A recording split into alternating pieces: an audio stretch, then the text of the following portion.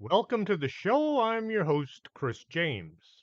Still kind of missing the music, but a lot of people have written in and said they didn't like it. So, anywho, tonight's show is being brought to you by the Organic Man Coffee Trike.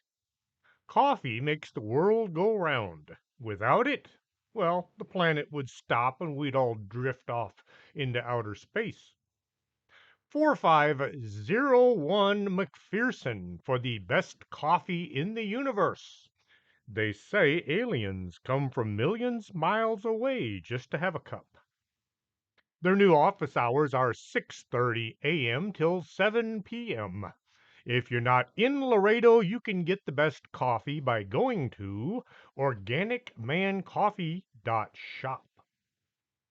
Sunday, July 16th, 2023 at 2 p.m., I will be speaking at the McAllen Public Library, 4001 North 23rd Street.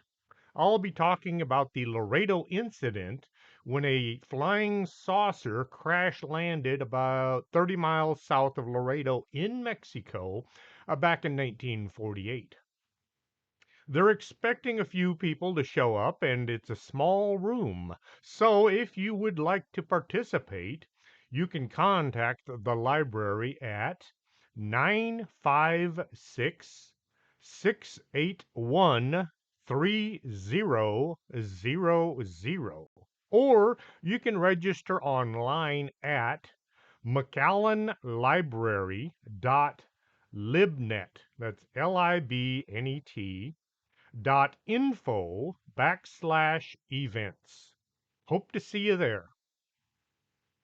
Bulgaria, officially known as the Republic of Bulgaria, occupies the eastern portion of the Balkan Peninsula in southeastern Europe.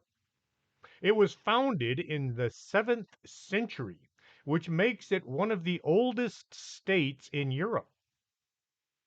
In the winter of 1461, in one of his numerous wars with the Turks, Vlad Tepes, also known as Vlad the Impaler, the guy the book Dracula was based on, crossed the Danube and besieged the Svistov fortress.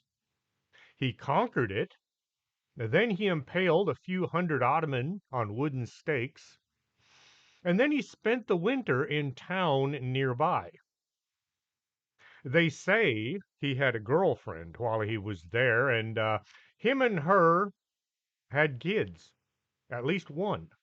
Well, that's how it's done anyway. After the winter months were over, Vlad got on his horse and he took his army and they went elsewhere looking for more Turks to kill. They have been researching this fortress, the Vishtov fortress, for some time now. The first time they did it was 60 years ago. They opened a new archaeological site there, and they've discovered quite a few artifacts from back when Vlad and his army were attacking the place. I, in my mind, would expect to see the entire fortress surrounded by stakes with Turkish soldiers occupying them. Now, I know the stakes and the soldiers would have been long gone hundreds of years ago, but in my mind, that's what I see. The royal family of Britain, uh, King Charles, is a direct descendant of the Vlad family. The King of England is related to Vlad the Impaler.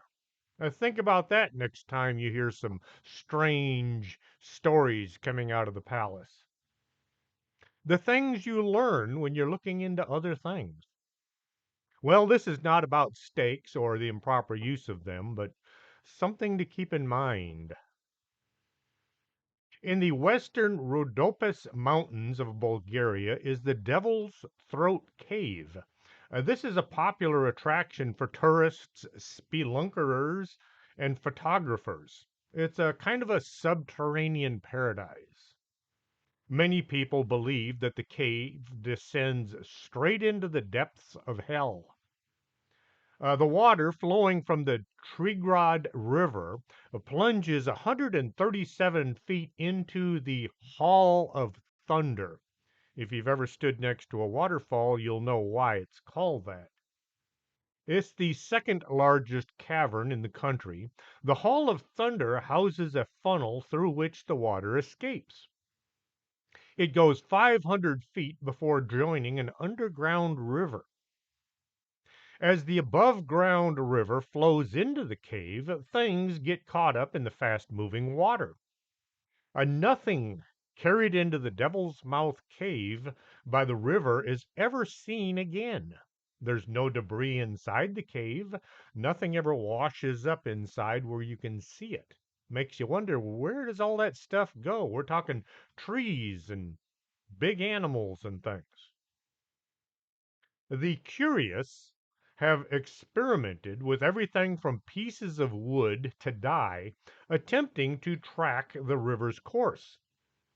They use either color or various items, little boats and things. They throw them into the water above and then they try to spot them in the cave below. Anytime they have actually seen something traveling along, it has taken an hour and a half to reach the cave, which makes the researchers believe that this river must flow out into the surrounding territory before coming back into the cave. Like I said, once it goes into that cave, they never see it again. Visitors to the cave must be accompanied by a guide. They don't want people getting lost down there. All along the walls of these caves are depictions of men and demons. These pictures are believed to be thousands of years old. Legend has it that there are still vampires, werewolves, and spirits all over the countryside. On the western border of Bulgaria, and near the Serbian border, is a small town named Tsarichina. As far as most of the folks knew, nothing of note took place in this town. They went about their lives farming and living and having kids and nothing much else. They considered their town to be not very historic. December 6th, 1990, a military unit arrived in their village. The villagers considered this to be a bad thing. They had heard stories on how the army would take over any place that they wanted to for unknown reasons and then make their hard lives even harder. The army set up camp in a field that had been used to grow crops. A fence was stretched around the field, and armed guards were placed every so often to keep any nosy villagers out. Nobody was willing to ask what was going on, and none of the soldiers were sharing any information. Even with the best security, word is going to spread. Soldiers need time off to relax a bit, and they tend to drink a lot. This leads to stories being told, and word soon spread through the village. The military was looking for buried treasure. There are several accounts on how this whole, depending, operation got started. One says Elisaveta Loginova had talked about how she had been contacted by aliens using telepathic means. She sometimes went by Ellie or Elisa. She wrote thousands of lines in a couple of notebooks filled with what looked like hieroglyphics, except nobody that knew how to read hieroglyphics could understand what she was writing. The language and the text were unknown and unreadable. Loganova said this writing had information about the universe, medicine, how to travel through time and space. There are a few photographs out there showing some of her writing, and they usually have some drawings along with them. One day, her husband informed her that the chief of Bulgarian defense, Raju Minchev, wanted to meet with her. During their meeting, Minchev listened to what she had been telling about the aliens, and at some point during their discussion, he began to believe in her. He set up Operation Slinchev Lach, or Operation Sun Ray. A second story on why the dig was began came from a local man named Dimitar Kekamenov. I do not speak Bulgarian, in case you didn't know. Kekamenov, who was having some bizarre dreams that kept leading to the same outcome. He said in his dreams the spirits of prominent Bulgarian historical figures, had been appearing to him. These men told Kekamenov that the blood of Tsar Samuel was in his veins, and he was a direct descendant, and he should be leading the Bulgarian people. In other dreams, he was told that he should lead them to the treasure.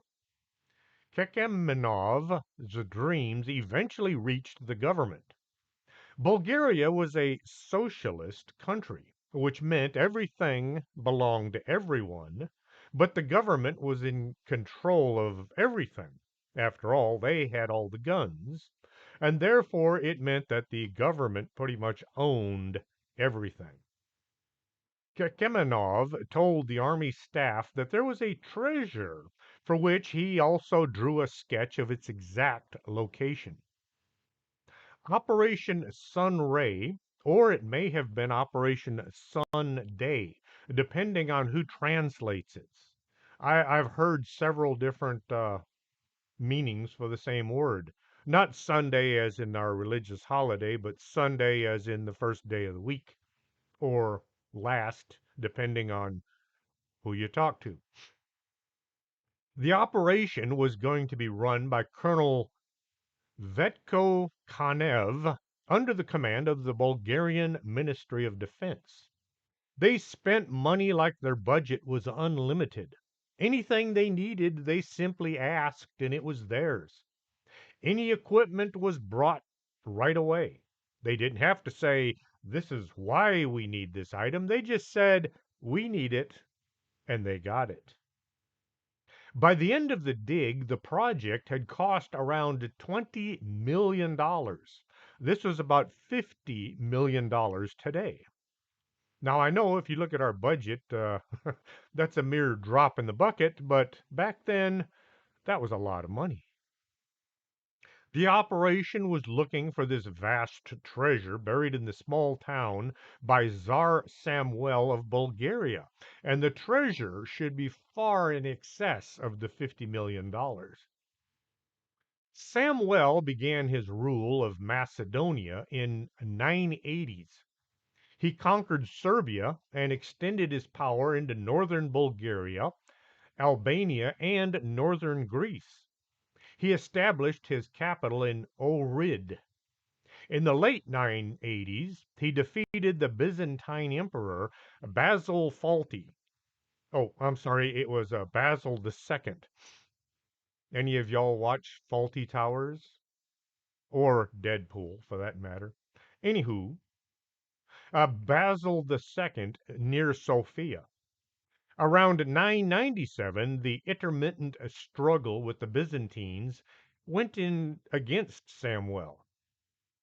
July 29th, 1014, Basil overwhelmed Samuel's army at the Battle of Belasica.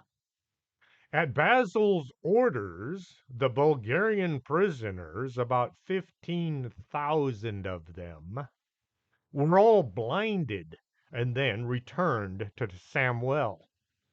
The sight of his blind army returning from battle was too much for him, and they say that he died of grief or some other unknown causes. He was succeeded by his son Gavril, who was murdered less than a year later. Then a nephew, Ivan, took the throne, and he was killed in battle in 1018. Then Bulgaria became a Byzantine province. Back then, there were no banks to keep your money in. The gold and silver had to be kept someplace, and this led to rulers keeping huge treasures down in the bottoms of their castles. Now, if you're not going to be in your castle, you had to find someplace safe to stash this vast treasure because as soon as you walked out the door, somebody else might try to take over.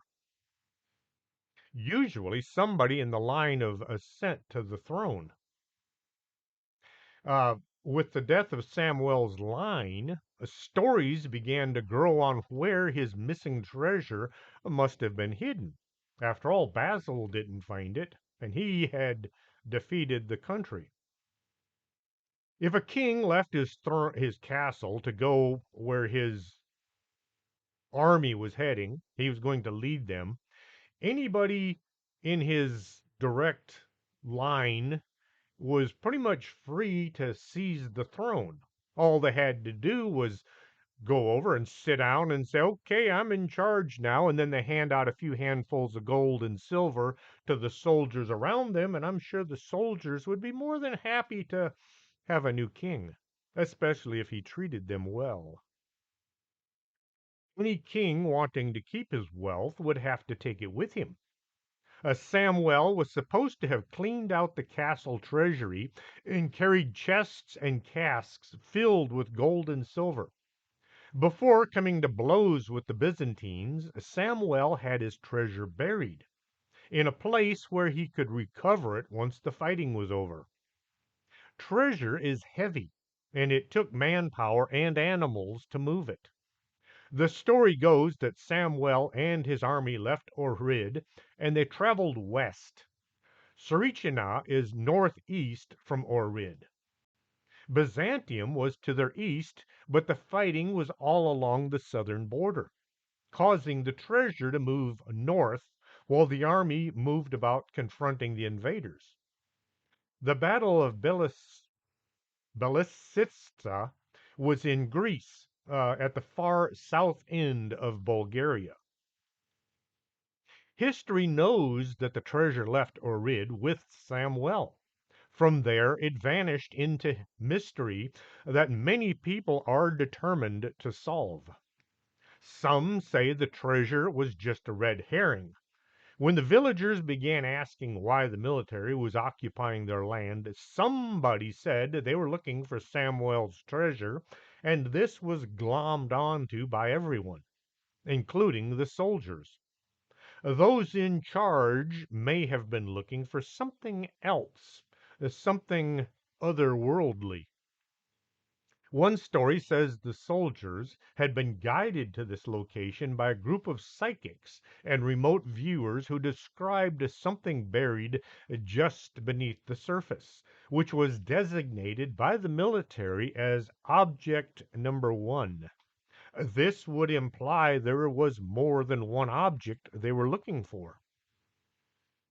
Marina Neplatonova, no, Naplatonov, Marina Naplatonov, like I've said before, I go through, I look at these names, these words, I listen to how they're said, and then when I sit down in front of the microphone, I stumble over them.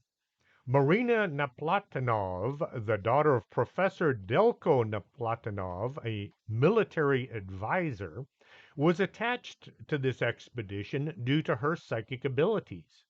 You could say she was voluntold that she was going to go.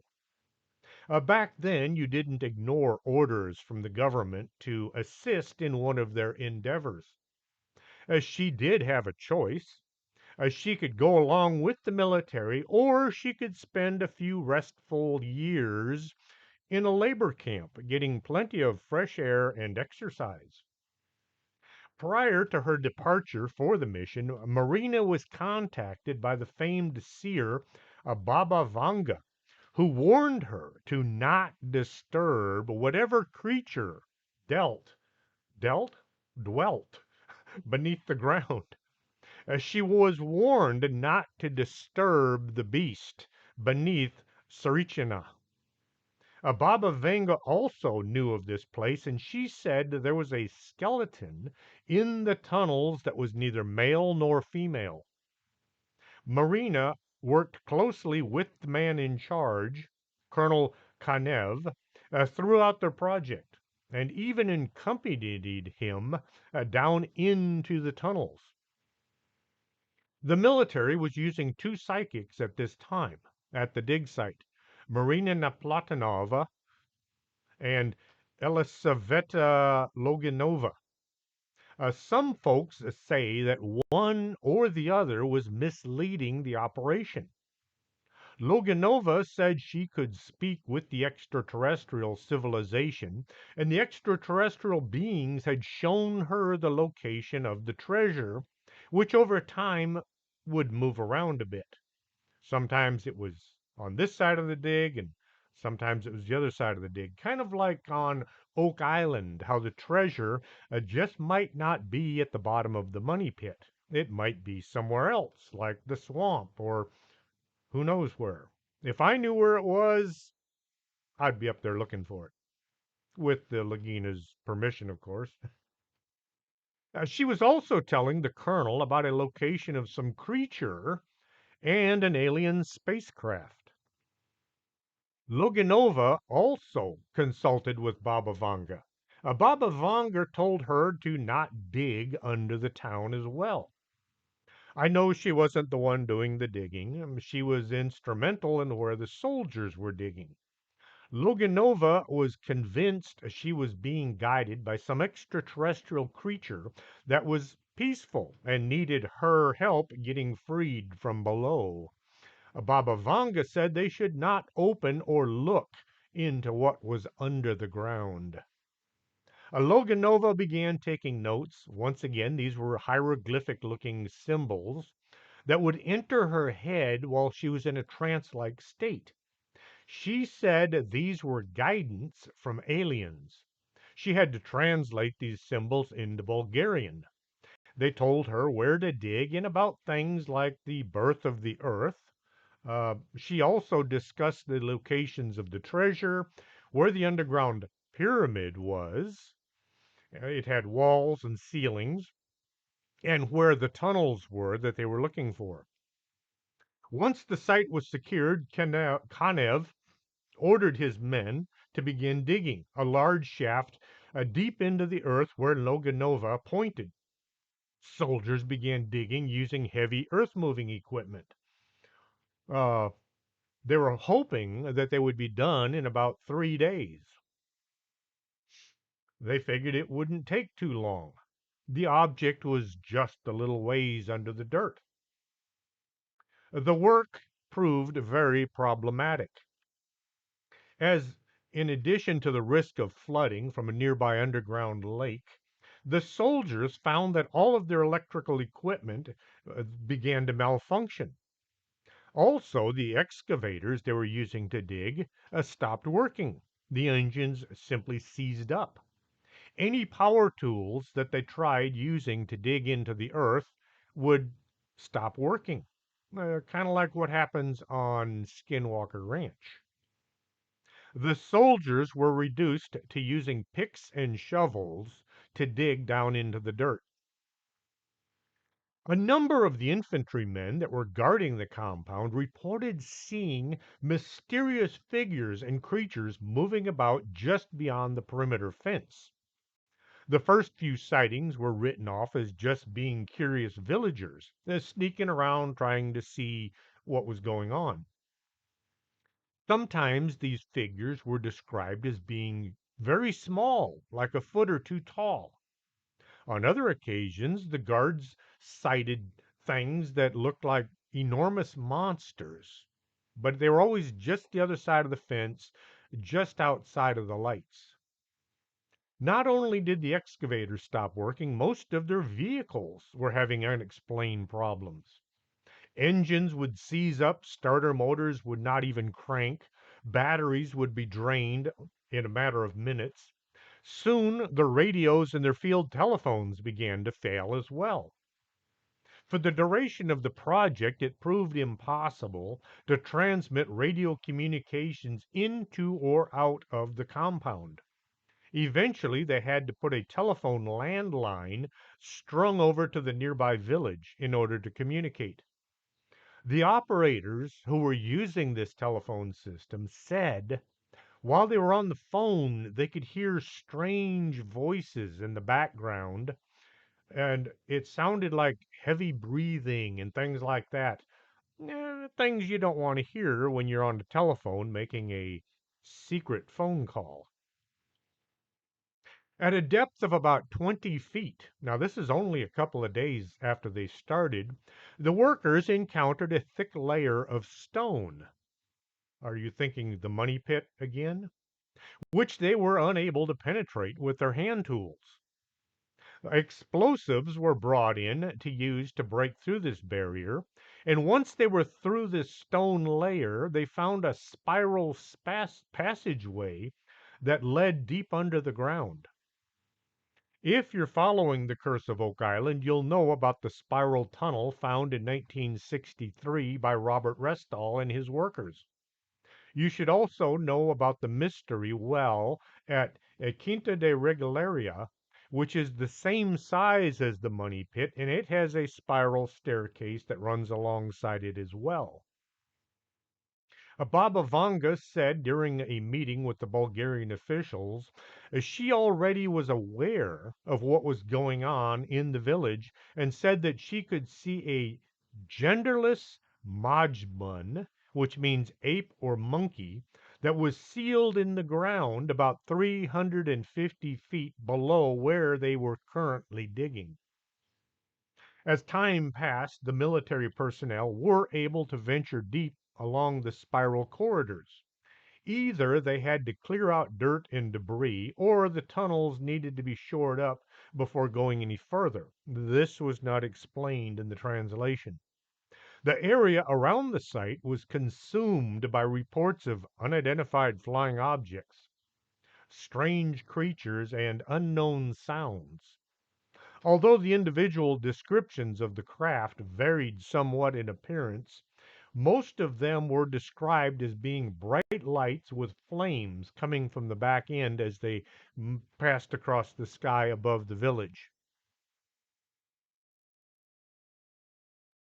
On the evening of November 27th, 1991, a villager named Triocho Kolev was walking along the road nearing his home when he was suddenly bathed in a bright light coming down from the sky above. He passed out, and when he awoke the following morning, he had no idea what had happened in the previous few hours. He looked around himself and he discovered that he was nowhere near his home. Kolev found himself in the village of Meshtitsa, which is 40 miles to the south of where he had been walking the night before. In June 1992, a local resident named Elka Kirova was awakened in the night by the sound of her dogs barking outside. When she opened her front door, she observed three shadowy figures hurrying across her land from the excavation site. They quickly disappeared into a nearby tree line. This was followed by a bright light suddenly rising up from behind the trees and vanishing into the night. When Kirova reported the matter to Colonel Konev, a team of men was sent to investigate. They located a circular patch of burned ground right where she had seen the bright light. In the days following the report, both Elka and the soldiers who had been sent to her farm experienced feelings of utter exhaustion that would confine them to their beds for weeks. Everyone who had been close to the burned ground was affected. Down in the tunnel, the soldiers encountered several small chambers and tunnels running off in all directions. They kept moving deeper underground and farther from the exit. Being in unknown territory, they had to move slowly, not wanting to fall prey to some kind of a booby trap. After hours in such conditions, the men would be allowed back to the surface for food and rest. After 2 years of digging and exploring, the soldiers in the tunnel beneath Tsarichina found their path blocked by a huge slab of black polished stone that was shaped like a concave lens. Both psychics were consulted, and Ligoneva drew a sketch showing where the barrier was to be attacked and how to break through it. When they eventually broke through the obstacle, they found themselves in a huge circular chamber where the stone walls had been polished to a mirror like sheen. The stone was more like glass that could be looked into but not through. At the far end of this room, the skeletal remains of a towering creature seemed to have been fused into the rock. Loganova never ventured down into the tunnels. She was the smart one of the bunch. Colonel Konev, Marina Neplotinov were present as his men tried to traverse the chamber, noting with interest that at the center point of the room there was a field that seemed to stop them. Also, all along the walls, through this glass like stone, they could see what looked like hieroglyphics, carved inside, but deep inside the glass walls. They could see the far side of the wall, but they couldn't walk to it. It was like there was a barrier right down the center of the room. Well, it was time to come up with a new plan on how they were going to reach the other side of the room where that skeletal figure was. Uh, What's the best way to stop some unknown force field? Well, throw some explosives at it. Yep, they brought down the explosives experts and they tried blowing up this force field. Hey, why not? You've got explosives, you've got an explosives team. It's time to blow things up. They're not going to use pounds of TNT. They're going to start with a small amount and work their way up. I've known a few demolition experts over the years. You don't just go in with an A bomb right off the bat. The explosives acted it in a way that no one was expecting. The force of the blast hurled one soldier across the room, sending him crashing into one of the chamber walls. The force was enough to kill him. The colonel, the psychic, and a squad of soldiers were watching as this hazy wall of energy began moving across the room towards them. Just visible through the haze was some kind of a being.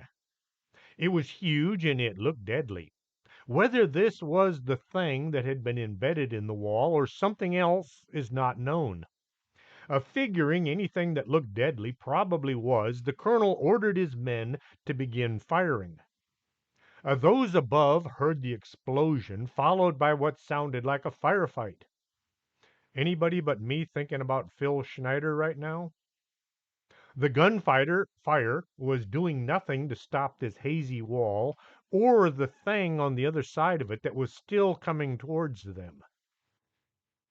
As the bullets entered this shimmering field, they would simply stop in midair.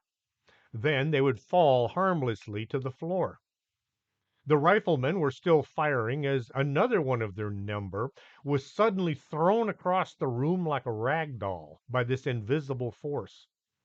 As the soldier was hurtling through the air, well, he still had his finger on his trigger and he managed to shoot two or three of his fellow men before landing on the floor quite dead. As the din of gunfire was replaced by the sounds of wounded men screaming for help, the commanding officer made a decision. It was time to retreat. The soldiers began to make their way back up to the surface, along a network of spiraling corridors that weren't really designed for them to run through.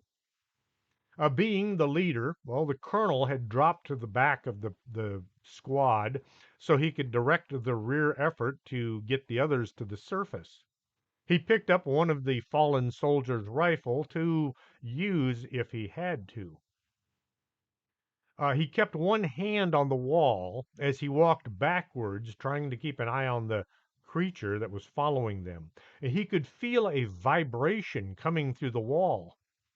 As he walked, he said that the vibration was steadily getting stronger. A faint green light started to creep along the floor of the narrow tunnel, following them, and it was growing in intensity as they got farther up the tunnel. Also, the sound of a thrumming was filling the air. A few feet away, Marina began to panic. She began screaming and saying things like they should never have come into this place and it was all his fault that they were all going to die. Things like that. Just a good, solid, panicking female civilian in a place she probably shouldn't have been. But hey, I wasn't there. I don't know. Civilians and military don't necessarily get along ever. All of this information was found in the colonel's diary long after this event took place. In fact, he wrote a book about what happened, and he made some of the psychics look not very heroic. As they rounded the curve in the tunnel, the colonel lost sight of the rear guard. A shooting could be heard coming from around the bend, and this was followed by screams, and then nothing. This got the colonel to running, catching up with the main body of retreating men and one woman. Their flight up the tunnel was being somewhat hindered by the accumulation of wounded that had to be carried along with them. I just had a thought. Somebody out there is going to think I think that women don't belong in the military. No, civilians don't belong in the military, and especially civilians that are not very brave, strong of will, that sort of thing. Anyway, the retreating squad was able to eventually reach the surface. The colonel ordered the soldiers above to close the tunnel using their earth moving equipment, but none of this heavy equipment would start. There were a couple of tanks stationed at the perimeter, and they were ordered to move over to the tunnel opening, but as they got closer to the tunnel, both tanks' engines seized up. Colonel Konev ordered explosives thrown into the hole. The engineers did as told, and they managed to close the tunnel. All the dead soldiers had been buried along with whatever was on the other side of that force field. The soldiers that had been guarding the perimeter fence were now guarding the opening to the tunnels. Reports were written up and sent to the government to try to explain the failure of the military obtaining object number one. Colonel Konev disclosed the events that had occurred during this venture. He had to not only justify closing the pit, but the missing men and the damaged equipment as well. The government can abandon millions of dollars worth of equipment in a mad scramble to leave somewhere, but damage one pair of rubber boots and the army goes nuts. I had to pay for a pair of rubber boots that I damaged before I could get out. I had to buy a new pair to replace them. On November 19th, 1992, the Army removed everyone from the area, along with any equipment that they could still drag, and then they began filling in the hole with cement, hopefully sealing it forever. When everything was closed, they left, never to return. No official explanation was given for what they did there. All evidence of the operation and everything found in the tunnels was either destroyed or taken home and labeled top secret. When Marina was finally released from the project, she returned home, but she was never the same. One day, a short time later, she chose to end her life by jumping from the roof of a tall building. All records of the operation were hidden from public view. It was estimated that the whole endeavor had cost the Bulgarian government in excess of $20 million with nothing to show for it other than a bunch of confusion and misery. With no official records to explain what took place deep underground beneath Tsarichina, investigators were forced to piece together the events from the testimony of some of the surviving members of the excavation. Years later, in an interview, Colonel Konev told the truth of the excavation. He said there was no treasure. He explained that the operation was never about gold or silver. He went on to relate how a number of his men had died following exposure to a mysterious bacteria and how others had been teleported across the site. In the morning, they would find their lifeless bodies fused with rocks all around the site. This had been frightening, but it was not grounds to stop yet. Colonel Konev gave descriptions of both the spiraling tunnel network and the central chamber that housed that unknown being that had accidentally been released to kill many of his men. Konev conceded that the tale of Tsar Samuel's lost treasure had been a cover story. In reality, he and his men were looking for otherworldly objects, things the government wanted to increase their power. The prize of the mission was known as Object Number One, and it set in motion when a remote viewer and psychic guided his men to something just below the ground. The colonel wrote a book called The Sarichina Phenomenon, where he recounts all of his experience. I can't seem to find a copy of it. I'll have to dig deeper. Ellie Loganova spent years after the project trying to drum up support for a further expedition to the location. She explained how the entity that dwelt within the buried object was one of mankind's oldest ancestors, and that it had been trying to guide people to its location for thousands of years. She also claimed that Adolf Hitler had searched in vain for this entity for the entire duration of World War II. She said that this was why he had attacked Russia.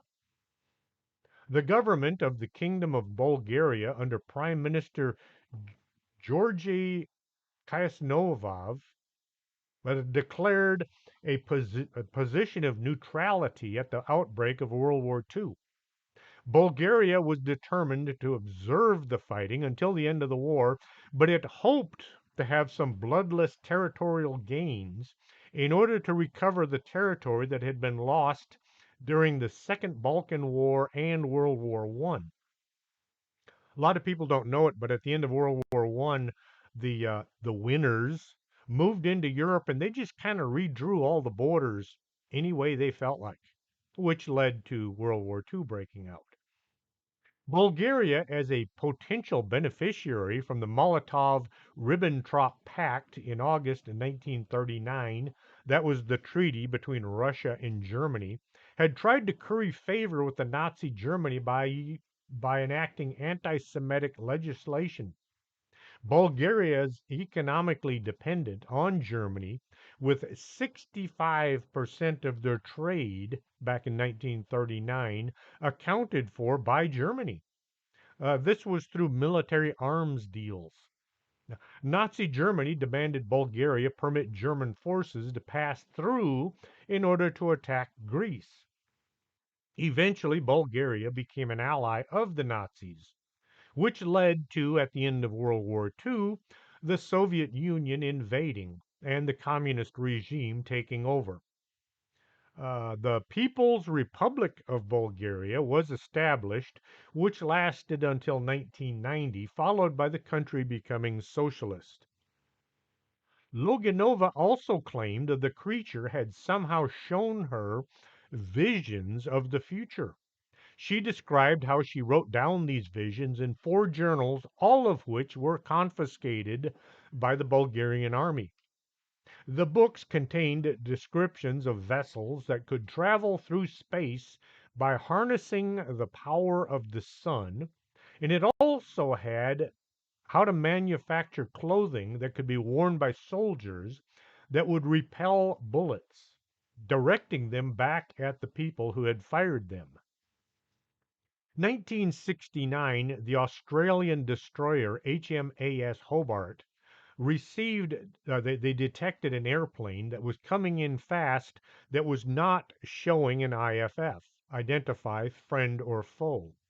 The plane opened fire on the Hobart, damaging the ship and killing many crewmen.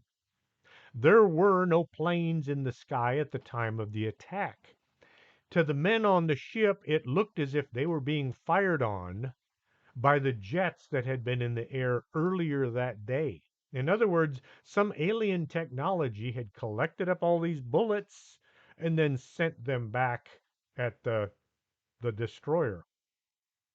Some psychics say that the thing underground was not some warm, fuzzy alien here to save us from ourselves, but a towering behemoth in possession of boundless psychic powers, determined to manipulate humanity into freeing it from its subterranean confinement. Once freed by the misguided, it would enslave all of mankind, using the earth as its personal playground. This got me to thinking about the soldiers who had breached the lens shaped doorway. This is all speculation on my part based on some of my research. Let's just say there's some kind of a nasty creature trapped below the surface of the planet, placed there by who knows who or what. It was able to communicate with some psychics, convincing them that they should dig down to where it was trapped and free it for the betterment of all mankind, or at least the betterment of the people that freed it. The Bulgarian soldiers did as they were ordered, digging down to the tunnel system, where they encountered some creature that set about killing them. Or was there some kind of a guard there that was trying to keep them from freeing a far nastier being? The soldiers blew up the lens shaped doorway, freeing this giant skeleton monster. It chased them up and out of the tunnels, and then it stopped just short of the surface. I'm thinking this skeletal being was there to keep anybody from going any further, where the real prisoner was being kept. You know, you don't put a sheep out to guard a lion. You have to use something just as bad as a lion. Even after the tunnel had been sealed with cement, some psychics continued hearing from this thing down there asking to be released. Okay, now I'm thinking of the movie The Prince of Darkness with Alice Cooper. Any of y'all see that one? How that thing was sealed from the inside? Anyway, I keep getting off the subject, don't I? A further source of information about the Operation Sunray came from the writings of Professor Delko Neplatonova, whose daughter Marina had been attached to the expedition and committed suicide after she returned home. In his writings, he told pretty much the same story as what the colonel had told. In the years following the closure of Tsarichina site, a team of researchers from the University of Sofia camped out near the town. They intended to conduct scientific tests which might explain what the Army had been searching for and why they had invested so many resources into the expedition. They spent a total of 20 days out in the field scanning for various anomalies, and they had electromagnetic radiation detectors trying to see if anything was coming up from the ground. By the end of the first week, they had recorded multiple sightings of UFOs, and they had seen all kinds of bizarre creatures running around the woods just outside of their perimeter. uh, when some unknown craft flew in low over their campsite one night, it projected a beam of light down to where their campfire was. This caused their campfire to burn wildly out of control. This was all that the researchers could take, and they decided to abandon the site and go back to the capital. They were all afraid that this light might be used against them next. Others believed that what the Army located was, in fact, some kind of a downed spacecraft. Their actions at the site had activated some form of a distress beacon or transmission which caused other extraterrestrial beings to come to its aid. It is hardly surprising that, given this hypothesis, Tsarichina has earned something of a reputation as the Bulgarian equivalent of Roswell, or more like Shag Harbor. The significant degree of variance reported in the shapes and the sizes of the entities and the flying craft that were observed by witnesses also points to a third possible hypothesis. Some believe that Sarichina is yet another example of interdimensional portal, where the fringes of our world collide and merge with those of neighboring realities, allowing the inhabitants of those domains to enter and roam freely amongst us.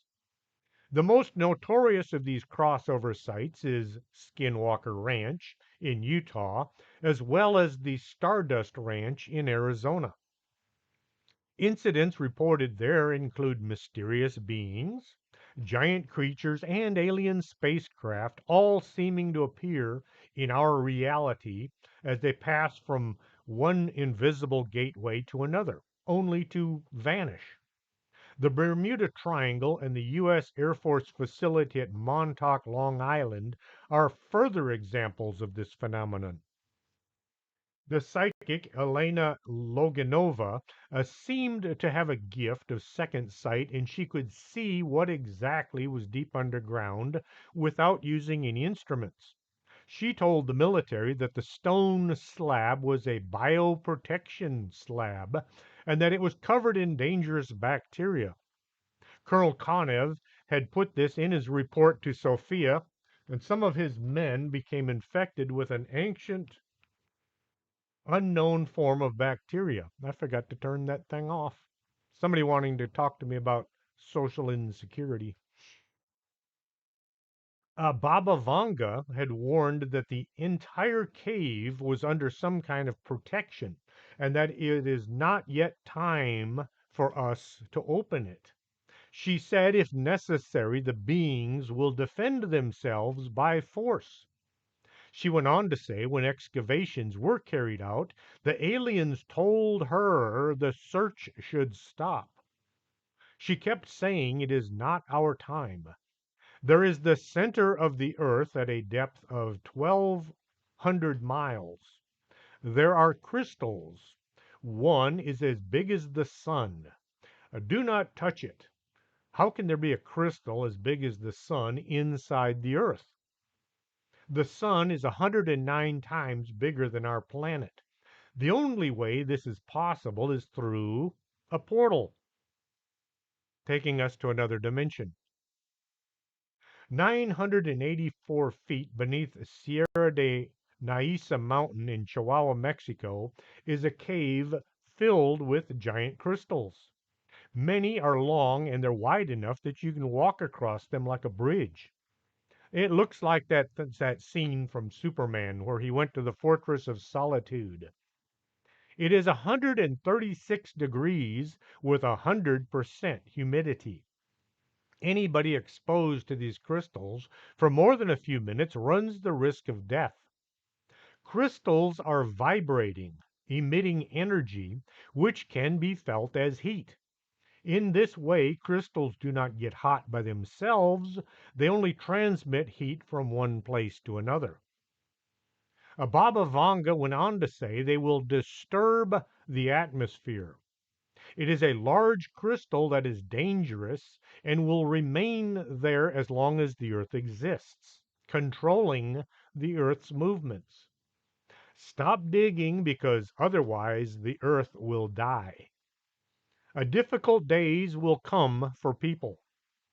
There will be many new terrible diseases if you continue to dig. This was just over 30 years ago. Unfortunately, the folks in charge of telling us about new diseases have joined the political circus, and any information coming out is questionable at best. Bat soup, really?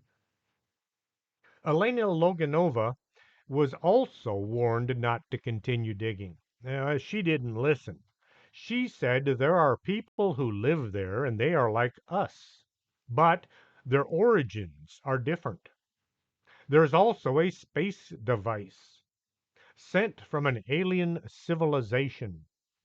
She said there are astronauts down there. Thousands of years ago, when our countries did not exist, a civilization from another planet sent a spaceship with 3 astronauts to Earth. They were not humans, but robots. They were sent to explore life on Earth. They were damaged and the spacecraft crashed at Tsarichina. Baba Vanga said each foot that they dug, more and more radiation was being emitted. Despite this warning, the army continued their excavations and various strange phenomena began to appear in the area around the village, which frightened the villagers to no end.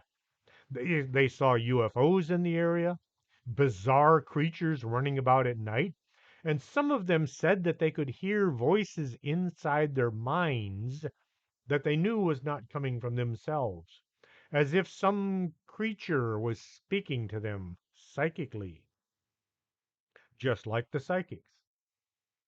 In all, these excavations lasted a total of 2 years. In all this time, psychic Loganova said she was in constant telepathic contact with those creatures sitting there deep in the tunnel. They sent various messages in a form of code, and she deciphered them.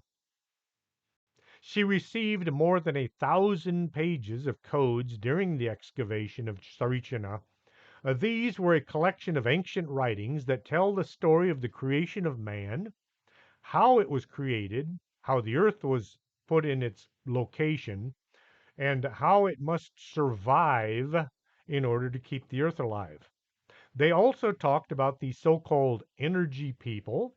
They were characterized by them and through the energy of humans.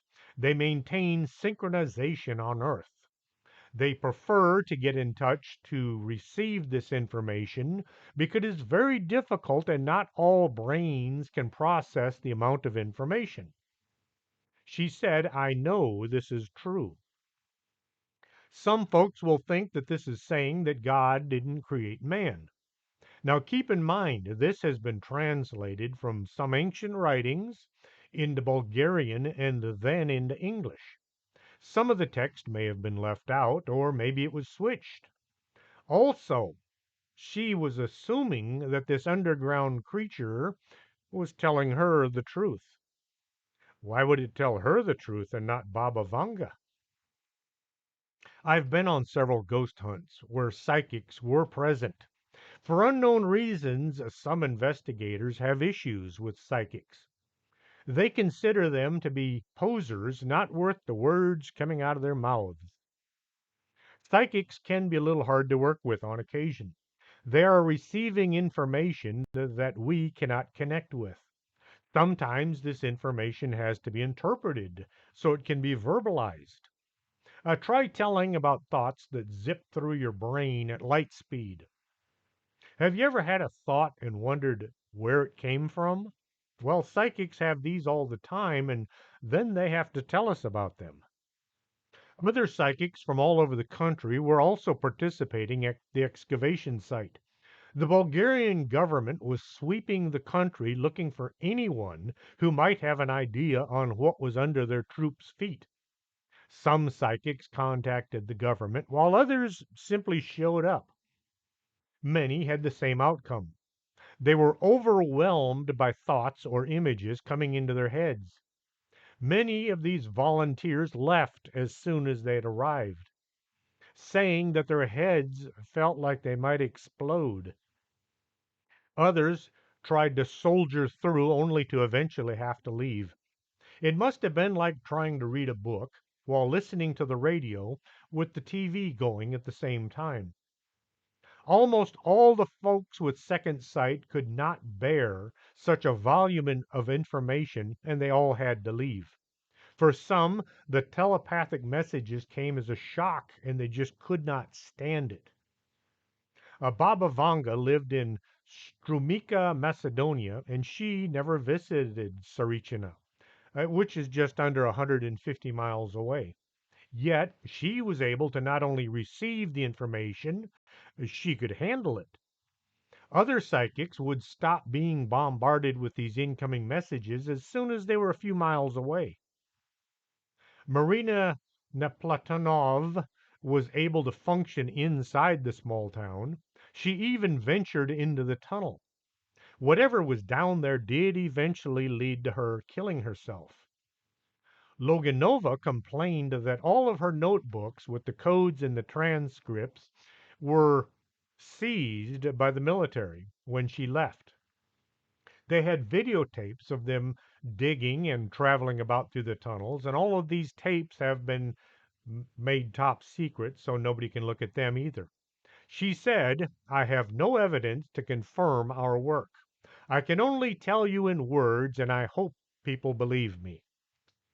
In the years since the excavations stopped, there have been many rumors and stories about the Tsarichina hole. It is said that the army had found a dimensional gate there and an alien skeleton, giant crystals of mysterious power, plans for extraterrestrial technology, the secret of the lost continent of Atlantis.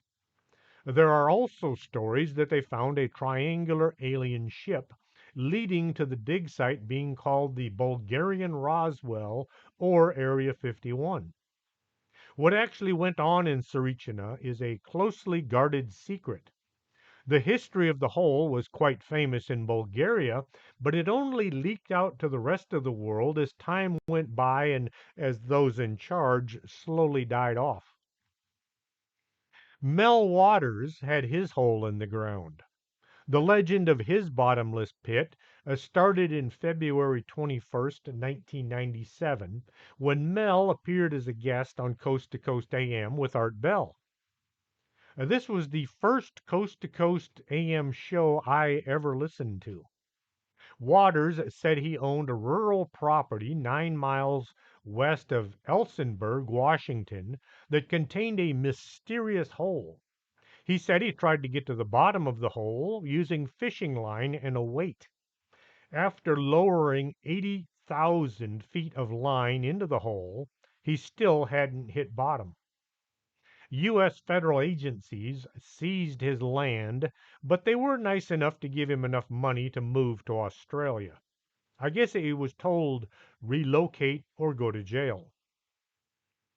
The Huska Castle in the Czech Republic is shrouded in myth and occult legend. It was built atop a cliff in Prague's countryside, which is isolated from all trade routes. Why build a castle in the middle of nowhere? There was no source of water, and the fortifications were somewhat bizarre. There were windows around the outside of the structure, but the inside court was all walled off. It looked as if the building had been designed not to keep invaders out, but to keep something in. The castle was built in the 13th century, and the Czech folklore maintain that the true purpose of the construction was to seal a gaping crack that led down into hell itself. Locals believe this was where demons would emerge to feed on the villagers and drag them back to the abyss. Prisoners facing the gallows were offered full pardons only if they agreed to be lowered into this bottomless hole so they could report back what they had seen. The first man to do so was young and healthy, but when he was pulled up from the chasm, his hair had turned white and his body was bent with age. There are a few other deep pits scattered about the planet. What is down there? What is going on in places that we cannot look into? What might be down there under our feet at this very moment? Try to get some sleep after thinking about that. I hope you enjoyed tonight's show. If you did, share it with other people. Tell them what they are missing. Try to explain to them that they need to be listening to strange things. If you'd like to buy a book, all my books are available at Amazon.com. I can use the money to pay for other cool things. And if you'd like to buy a t shirt, not this one, But a t-shirt for strange things, you can find them at tpublic.com. Till next Saturday, this is Chris James for Strange Things. Now you can hum the exit music if you'd like.